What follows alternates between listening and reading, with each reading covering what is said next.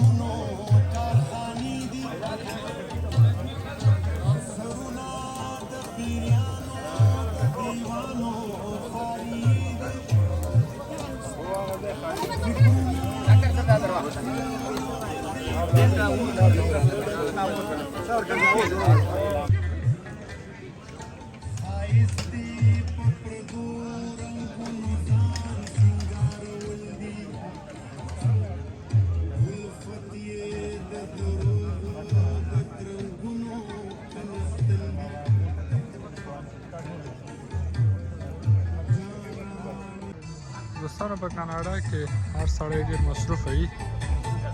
خصوصا د تورنټو ښار کې زموږ ټولو افغانانو دې ته وخت ورکړی دی چې یو بل سره یوځای شي او یو بل وپېژني او یو بل سره معرفت وکړي. همداسې د کباب یو میله هم دې جوړه کړې.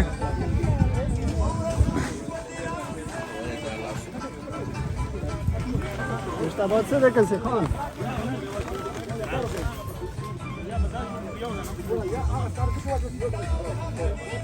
ما مخکې وویل نه تنها دا شروع ده د ټولو هیوادوالو نه چې نن دلته شته او هغوی چې نشته ده او زموږ اواز اوري، زموږ سره اړیکې وساتئ، زموږ سره په ګروپونو کې منسجم شئ تر څو موږ تاسو ته خپل پروګرامونه درته مخته کړو. آینده کې مې پلان ده چې په یوه شتون ټولنه به کورنیانو سره زموږ وطنوال همداسې پارکونو ته دعوتوي چې هلته به زموږ کورګانې به هم پکې وي، بچي به هم پکې وي، تر څو پورې وکولی شي چې هغوی هم د کور نه د باندې یو راحت نفس وباسي، تازه هوا ته راووځي او د نورو خوندو مندو سره په اړیکو کې شي تر څو پورې چې په هغه کې پاتې نه شي.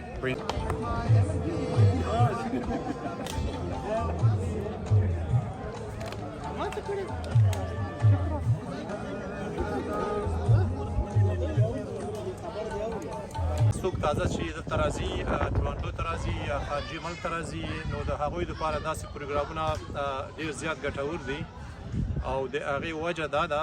چې دلته یو بل سره بلدېږي، ماشومان هغوی یو بل سره بلدېږي، بیا کوم پخواني خلک د هغه د نوو خلکو لاسنیوی کوي، هغوی ته لارښوونې کوي. په دې محیط کې مشکلات ډېر زیات دي په هر لحاظ باندې، په اقتصادي لحاظ باندې، په اجتماعي ټولنیز لحاظ باندې. نو هغه کسان چې نوي راځي هغوی دپاره دلته ایجاد کېدل ډېره مهمه مسله ده.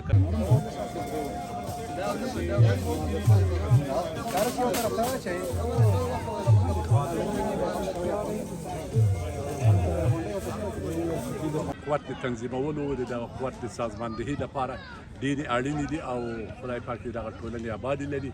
او موږ ته ښایي چې د دغه ټولنو په شاوخوا باندې راغونډ شو، خپل نظم او ډسپلین او انسجام نور هم پسې پیاوړی کړو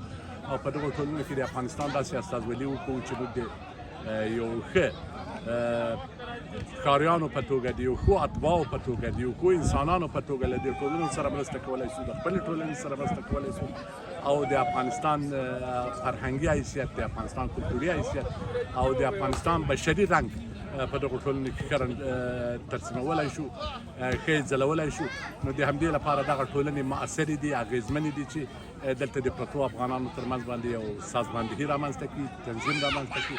او دا یو لوی کار دی او ډېر غوره رول لوبوي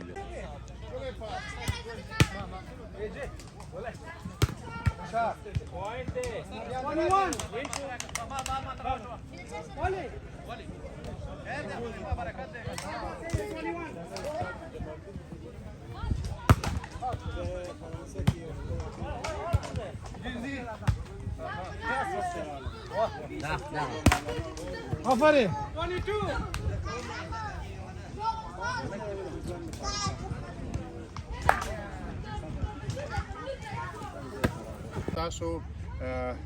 ستاسو موجودیت ته ضرورت لرو ستاسو روابط ته ضرورت لرو او تاسو د دې ټولنې خدمتونو ته ضرورت لري نو هیله مې دا ده چې بل دفعه دا مجلس د دې نه دوه چنده وي او په خوا کې د ورونو په خوا کې موږ سره خویندې هم اوسېږي موږ سره نور بچي هم اوسېږي ځکه چې ډېر فشار په فامیلونو باندې ده نسبت نارینهو ته نو هیله مې دا ده چې هر ملګری دې ځای نه رخصتېږي باید خپل معلومات موږ سره پرېږدي تر څو موږ وکولی شو آینده کې د راتلونکو پروګرامونو باره کې دوی ته معلومات ورکړو او عین حال کې هیره دې نه وي چې موږ د ټولنې لپاره ډېر ښه پلانونه په نظر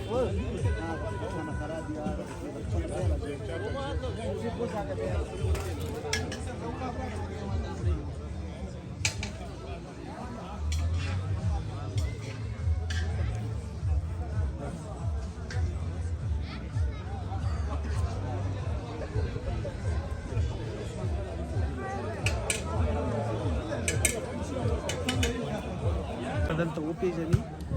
د خپل هېواد نه لرې دلته په کاناډا کې د خپل مړي ژوندي دپاره